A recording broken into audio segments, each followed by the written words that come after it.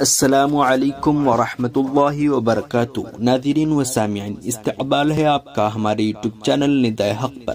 ناظرین و سامعین، جیسا کہ ہم جانتے ہیں چند دن قبل حضرت مولانا مفتی طارق مسعود صاحب دامت برکاتہم کی کرونا رپورٹ پازیٹیو آئی تھی۔ اب ان کے بعد زبان و بیان کے ماہر، عظیم مبلغ، داعی اسلام، عاشق رسول، لاکھوں دلوں کی دھڑکن حضرت اقدس مولانا طارق جمیل صاحب دامت برکاتہم کی طبیعت ناساز چل رہی ہے۔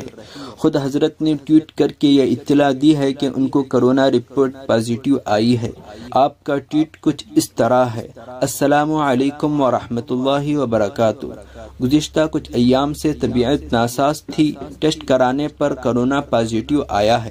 اطباء کے مشورے سے ہسپتال میں داخل ہو گیا ہوں۔ تمام محبین سے خصوصی دعاؤں کی درخواست ہے۔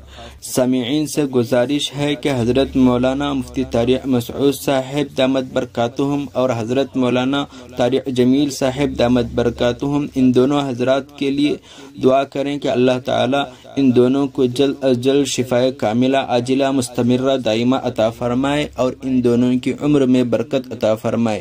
ناظرین و سامعین، اگر آپ اس طرح اہم خبریں جاننا چاہتے ہیں تو ہمارے چینل ندائے حق سے جڑے رہیں اور چینل کو سبسکرائب کر لیں اور بیل آئیکن پر بھی کلک کیجیے تاکہ ہر نئی ویڈیو آپ تک آسانی کے ساتھ پہنچ سکے۔